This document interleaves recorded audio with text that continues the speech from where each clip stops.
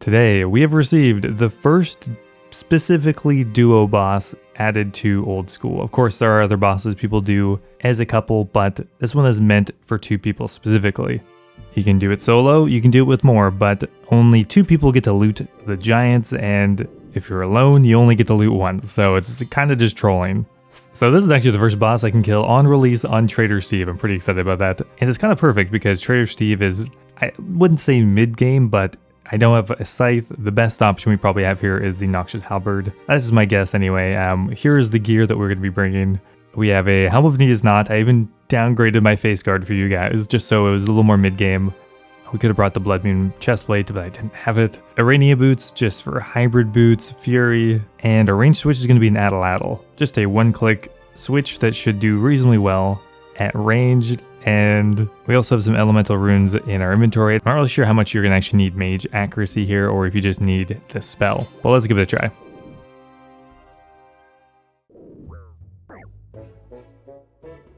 Oh my god, I should probably be praying something. That would definitely help. We are taking a lot of damage.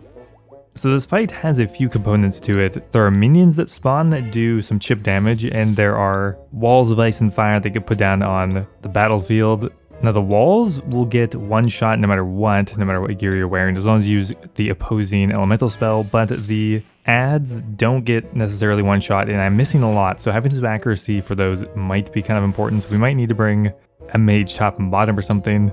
The Addle seems to be working pretty well in our pseudo mid-game setup anyway. What am I supposed to do? We didn't bring a teleport, it's over. Okay, we reviewed the footage, and I realized we have to stand on that really obvious glowing yin-yang thing in the middle. That is pretty clear, but I wasn't sure if it was indicating run back and forth like each side. But yeah, you just have to stand on it.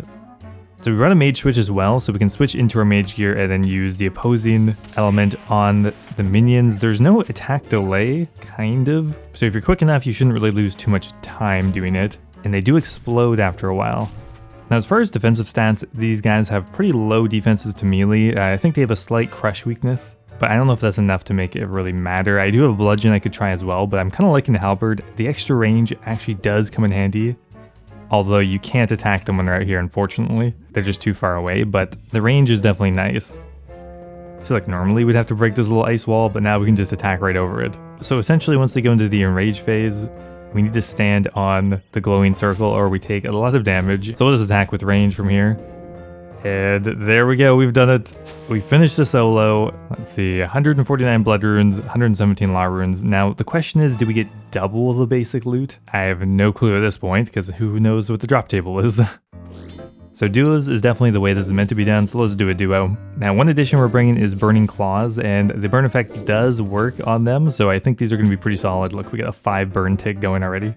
Now in a duo, you can both work towards dealing with the mechanic, so both players can get rid of the ghosts, or both players can get rid of the walls. Now, it's debatable whether it's worth even killing the elemental things, because they do some chip damage, but I don't know if it's enough to warrant wasting time clearing them. I think if you're in Bandos level gear, you can probably just safely ignore them. Yeah, look at that. A minute 18, almost 3 times as fast as a solo.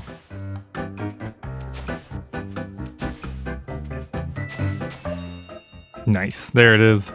This is the teleport item, which will save us a lot of time, because getting all the way out here actually takes a while. Now this item's pretty cool because we can charge it with, I think, big bones and law runes, and we can teleport to any of the giant bosses. We can go also to Priafita and Obor if we want.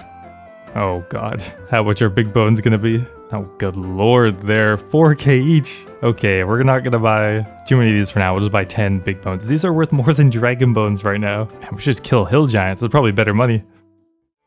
Ooh, that is a really cool teleport animation. Why do some things get the sickest animations and others get absolutely nothing?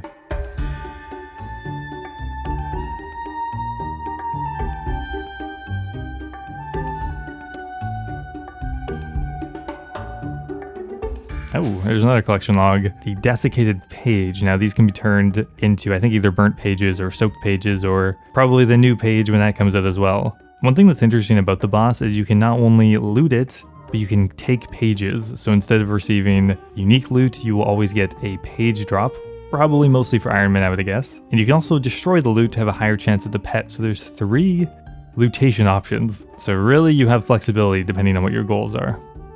So you do want to kill the giants roughly at the same time, because one of the penalties is they will always throw the portal at the back of the room if there's only one alive, which kind of wastes your time, especially with the Addle. I actually don't have the range to attack from that far away. So you do want to kill them pretty close together. Well, there's a unique drop, but not my name, the Deadeye Prayer Scroll. There's actually quite a few interesting uniques here that I think are going to be incredibly helpful for mid-game Iron Man. Honestly, this entire loot table feels great for Iron Man. There's herbs, ores, a bit of money, alkables, and of course unique items, which are going to be mostly the 2 new prayer scrolls, which are going to be upgraded versions of Eagle Eye and Mystic Might. Not quite as good as Augury and Rigor, of course, but a stepping stone to them.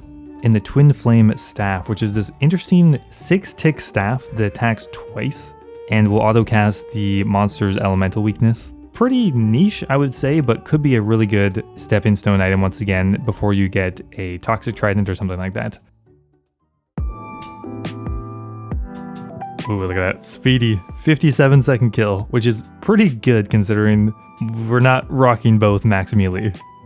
Now as for the loot, here is just a random inventory that I got from a full trip. The basic loot is actually quite varied, and we ended up with about 150k from 6 or 7 kills.